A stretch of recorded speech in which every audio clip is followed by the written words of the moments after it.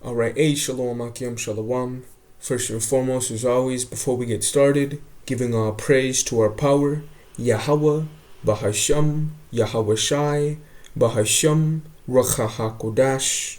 Double honors to the apostles, the bishops, the elders of Great Millstone that have taught us His truth and that rule well. And peace and blessings go out to the hopeful members of the elect, scattered throughout the four winds of the earth, that are in the hopes of receiving salvation and mercy during the time of Jacob's trouble, and that are worshiping the Heavenly Father in sincerity, in spirit, and in truth. Alright? Now in this lesson I want to do a quick video concerning the idea of what happened in last Saturday, October 18th, where you had the No Kings protest pretty much be a very big event within all states of America. Alright? If I'm not mistaken, there was at least one protest, more than one protest in every state of America. Alright? And within the grand scheme of what this protest produced, it was nothing more but the set sentiment of showing the set mindset of how people are in right now concerning this whole presidency of what Trump has been introducing to the population. You know, people are fed up. People are in a spirit where they're pursuant to Isaiah the 19th chapter, the heart of Egypt is failing. Alright? And within the different accusations of what Trump and the whole left-right paradigm is continuously trying to make in terms of calling this person or this sect of people the problem, and then vice versa with the other side, it's all done and said for the purpose of dividing society, alright, and then being able to capitalize upon the said thought and response of what they do and conquer them within that set process. Alright? And within the protest, it was nothing more but, to what I believe, just thinking in the spirit, Esau pretty much testing the minds of how people feel at this split second. So I went ahead and looked up and asked ChatGPT to give me a quick little summary concerning the outcome of what the protest produced and what it showed. And it says the October 18 protests delivered symbolic and mobilization outcomes more than immediate policy outcomes. They showed that a major segment of the population is willing to engage, organize, and protest at scale. Alright? The protest movement is gaining momentum and has broadened geographically and demographically. Alright? And one of the main key points that I noticed within these different little protests is the fact that the forefront of who's at these protests and who's the majority are Edomites. A bunch of redneck Edomites that are irritated at the fact of how their kingdom is being ran. Alright? And within the set idea of what they're believing in terms of them trying to make America great again by voting this dude Trump and, trying to do all these different shenanigans like what we saw on the 18th of this month, it shows the said division found within America, man. Alright? And all this is, again, pursuant to what Yahushua told us in the Gospels. If a kingdom be divided in itself, guess what's going to happen? That kingdom's going to be thrown down. Alright? And it also shows us, pursuant to 2 Ezra, the 15th chapter, alright, that people are now in the mindset of not regarding their kings or princes. So let me get that real quick, and then we'll keep reading on in that summary with ChatGPT. Alright? This is 2 Ezra 15, and I'll start at 16. For there shall be sedition among men. Alright? And for those that don't know, let's look up the word sedition. It means, under the noun content, conduct or speech inciting people to rebel against the authority of a state or monarch. Alright? And in other words, that's exactly what these protests are all about. And watch, very soon you're going to see Trump, although he's not outwardly giving forth the set answer of how he feels about these protests. Alright? Very soon he's going to deem these set protesters, and I forget who had said it. It was one of those different politicians that speak on these things, but in other words, they said that Trump has the authority, and within the way that he's looking at this, he has the ability to call these protesters nothing more but terrorists based upon the way that they're conducting these protests. All right, again, just look at the example of how these different protests started within the whole ICE matter. For those that live in California, you saw that these protests really weren't that much of a big deal. Of course, within the major highways like the 118 and I think it was the 101 as well, traffic was stopped. But in the grand scheme of people rebelling, trying to kill, the cops or whatnot, it didn't get to that proportion, But within what Trump was illustrating, he painted it within a broad stroke of it being out of hand, people being scandalous. And what did he do? He deployed the National Guard, man. All right? So as he continues to push forth this rhetoric of constantly talking about crime has to be lowered and things of that nature, you can see what he's about to do, man. All right? And that's to wage war against society as they're continuously going within this cycle of being divided within the aspect of believing what this country is about. And that's when Esau is going to capitalize and control. All right? Again, divide and conquer. And a good example that I also wanted to play, which, you know what, I'm actually play that right now, is going back to, I think, I'll play the video, but in China, I think back in 1979, you had a protest that was major, all right? I forget the whole, political issue that happened, but the protest got so out of hand that the Chinese government pretty much gave the green light to start killing them, And you can bet your bottom dollar, man, that this is the set step of where America wants to go, man, all right? As that one Edomite, Klaus Schwab, had said, the set structure of what he sees in China is what he wants to put within America, man. All right?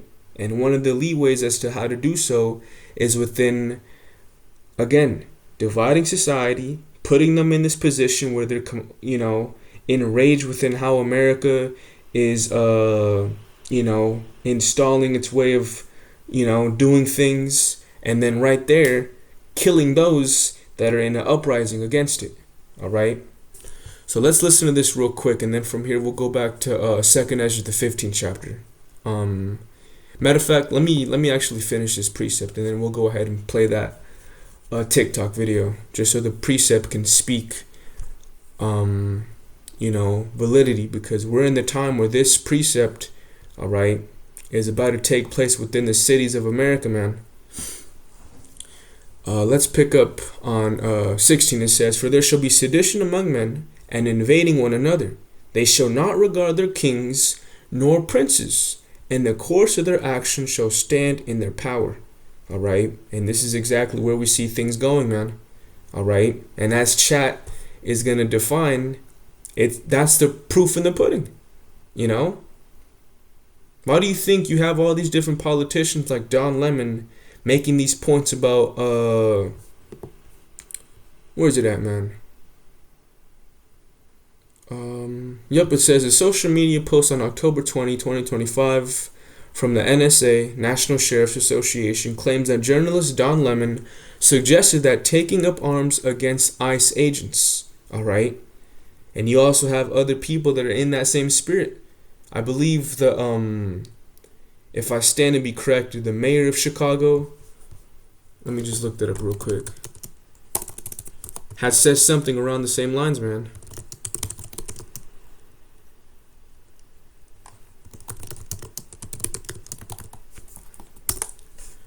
Let's see if AI Overview gives us a bit of info on that.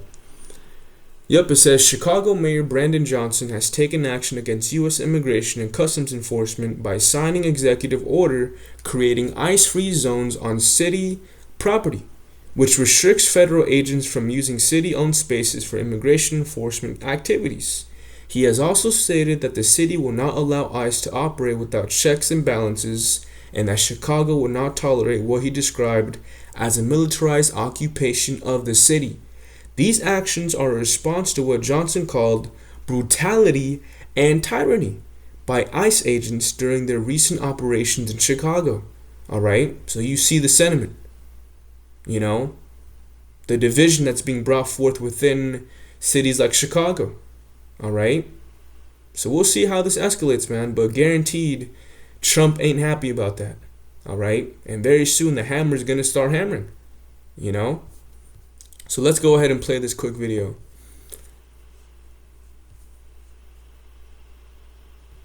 Here's the fatal story of the Tiananmen Square protests and massacre. In April of 1989, after the death of the Communist Party General Secretary Hu Yaobang, economic disparities caused by the post-Mao government in China led to protests throughout the country, concentrated in Beijing. By June, the protesters were subject to a government crackdown and martial law. Over 100,000 students marched on Tiananmen Square in response. At 10:30 p.m., when students blocked the route of the military forces hoping to pass through the square, the soldiers, with the tacit approval of the country's leadership, opened fire on the protesters, killing hundreds or even thousands of them over the next several days. The exact number is impossible to know due to... Right, and you can find that video on the internet, man. You know, where they just started killing them. Bullets flying, showing no mercy. You know, at first the protesters were like, wait, what the fuck's going on? They couldn't believe it at first, you know? And that's going to be the same sentiment of what happens over here when Esau finally cracks down and starts showing his horns of him being Satan, all right? And the devil, a deceiver as well as an adversary, man, all right? Due to Chinese government censorship. Here's the fatal story of the Tiananmen Square protests and massacre. In April of 1989, after the death of the Communist Party General Secretary Hu Yaobang, economic disparities caused by the post-Mao government in China led to protests throughout the country, concentrated in Beijing. By June, the protesters were subject to a government crackdown and martial law. Over 100,000 students marched on Tiananmen Square in response. At 10:30 p.m., when students blocked the route of the military forces hoping to pass through the square, the soldiers, with the tacit approval of the country's leadership, opened fire on the protesters, killing hundreds or even thousands of them over the next several days. The exact number is impossible to know due to Chinese government censorship. Here's the fatal story of the Tiananmen... So yeah, man, you see it right there, all right? And the way of how this whole, you know, No Kings protest was operating, all right? We'll see what happens. In April of 19... But as we're going to read in this conversation with ChatGPT, all right, these protests are going to escalate. Again, when you look at these, you know, the number of people that went out there to protest, it was a lot of people, all right? It shows you how divided this country is, man. But let's, you know, read a little more and then we'll grab some other precepts that I have lined up. It says, I'll just go ahead and read from the first bullet point again. It says, a major segment of the population is willing to engage, organize, and protest at scale. The protest movement is gaining momentum and has broadened geographically and demographically. Messaging around democracy versus authoritarianism is resonating and being amplified. All right. However, the leap from protest scale to policy impact is still forthcoming. Long-term organizing, follow-through, and political strategy will determine if the visible energy translates into actual change. And there's to get, you know, this visible energy isn't going to change to anything, man. The only thing that it's going to change to is to y'all squirming like a bunch of damn cockroaches.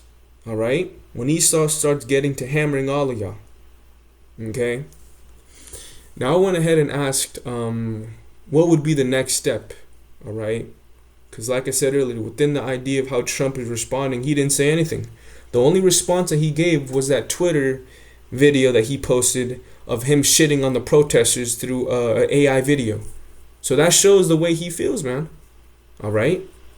And guaranteed, he's going to physically shit on y'all through force, all right? So let's read this little part that says what to watch for and potential risks. The movement's effectiveness will depend on whether they translate mass protests into organized political force. Okay? High turnout is symbolic, but impactful change often requires sustained organization and strategy. So the point as to how this is going to continue to shift, if Esau continues to play forth propaganda and pose false rhetoric, it's going to get to the point where it gets politically forcible. All right, where protesters start taking matters into their own hands and start fucking shit up. All right. Now earlier this night, the beloved Elder Micah Allah had shared this video where you have this one post on Twitter from DHS, Department of Homeland Security, post a video of these little YNs where they put a quote on the video called "ICE, we're on the way. Word in the street, cartels put a 50K bounty on you." All right. But when you look at the original video of these little young niggas, all right, they didn't put that subtitle. The subtitle that they put was completely different, and it was a message that actually catered to what Trump is doing in terms of the whole Hamas and Israel thing, you know? So let me play this because this dude, you know, he breaks it down. But again, this shows the idea of Esau dividing and conquering when people are put in a position where they're completely confused and don't know what the fuck to stand for in the country. And this is going to put them in a point to where they just, you know, start going crazy. All right? So let's play this real quick. Now again, look at how young these black kids are. I'm actually not even sure. Some of them might not even be teens, right? Like they might be teens, but some of them look like they might even be younger. This could be like a 12-year-old, right? But Homeland Security tweets this out. Okay, ready for the reality? Here is the original video that they fucking changed the text on. So this was tweeted in the wake of Trump attacking Iran. This was tweeted. This video with the text, "You seen what we can do. Don't say something that you can't finish, Iran. We are already united. We all stand. We want all the smoke." So here we go. So this was a video, like a bunch of... Kid's got fucking braces. Again, he's like 12 years old. This is a video... Now, this is the original. It says, "You seen what we can do. Don't say something that you can't finish, Iran." All right? We already united. We all ready. United, we all stand. We want all the smoke. So, in other words, when you really look at the idea of what these little niggas are talking about, it advocates to the U.S. Okay? But what did DHS do? They pushed the propaganda of these little niggas being the enemy in terms of them targeting ICE. Okay? So this shows the propaganda of what Esau is brewing up in society, of trying to divide society. Alright? And bring forth that said justification of him ultimately killing Jakes, man. Because at the end of the day, that's the target of what Esau wants to do. Destroy the so-called Negro, Latino, and Native American, man, and make America great again through that idea. All right? If anything, it's sort of like, I mean, I don't think these people are outright political, but it's sort of like a subtle pro-Trump thing, if anything. Yeah. Because they're basically like joking and threatening Iran here and pretending like, yeah, you want to fuck with us? Like, we'll fuck you up. We're America. So if anything, it's like a tacit agreement with Trump illegally bombing Iran. And Department of Homeland Security just lied and now put a fucking target on this kid's back by pretending he's threatening ICE agents. This is so fucking irresponsible, but they don't care. They're trying to spark a fucking race war, is what they're trying to do. Trying to get a black teen, if that, maybe a black 12-year-old, killed. All right, ready? So here's the kid. And again, this is the prophecy of what, we've been speaking about, again, starting off with the apostles, of the beast that had two horns like a lamb, but it spake as a dragon. All right? We're living in a time, man, where Esau is showing forth the true nature of what this country is predicated on. And it goes back to the set Roman authority of you conforming to the way of Rome. And if you don't like it, you can go and get put to the side, man. All right? This is where we're at. And it's all being hid and said within these different subliminal messages of what Esau is putting at the forefront. All right? And you dumb people can't even see it. You know? Yeah, the young man responds.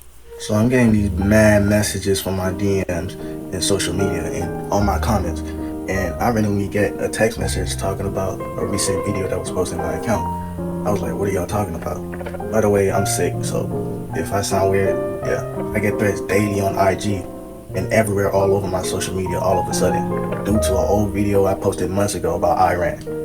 Iran, that was not to be a threat. It was literally a joke, bro. Like, seriously, it's just content. Anyways, once I seen that video that was posted on my account, then I was like, what the fuck? Well, didn't I post this like months ago? Then I seen the caption, and then I was like, wait, I didn't do that. I still got the video saved on my draft from months ago on TikTok, bro. I'm gonna pull it up right here. Now, here's the fucked up part. The federal government is involved for something that I didn't do. Like, what? Yeah. So this is what they reposted off my TikTok. That video got taken down. So here's what they reposted on their page.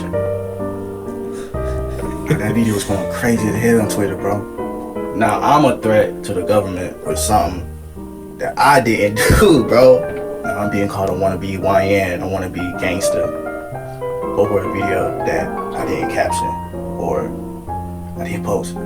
So thanks for my followers for letting me know about this, because seriously, this is getting out of hand. Like, literally, this is going crazy, viral all over social media right now. Probably might end up being on the news, bro. So my apologies for that contradiction and rumors from happening.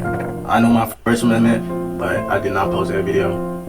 So to clear that out, I did not post that video, and I apologize for all the rumors that's going around right now on social media about this conflict. They smeared this kid and they defamed this kid, and now he's got to come out and be like, wait, I didn't say that, I didn't do that, it was a joke video against Iran. Think about how crazy this is. Like, the lack of accountability, the lack of common sense, the lack of concern for others. I mean, it literally is just like griped up fucking idiots running the Department of Homeland Security account. And it, you know, again, this is all done and said for the purpose of, as Elder Malcolm, all right, they did a show on this, I believe, Sunday, of them demonizing Jake as a criminal. Okay? All these false accusations are done and said for the purpose of killing us, man. All right? And as a matter of fact, let's get that in Revelation. All right, Revelation, the 12th chapter. We here, man. Esau's doing it. All right? But the beauty about it is the fact that he's doing it in a very sloppy manner, and we can see right through it. All right? To the point to where you got, you know, people like that have a platform and a say so. They're pointing it out, you know. But when it comes down to the same answer and how to overcome this set demonization, they don't have that solution. All right. The only ones that have the true solution are us brothers, man, that are serving Yahweh Bahashem Yahweh Shai and understand that this is all about prophecy, man. So this is Revelation 12, and I'll start at 10.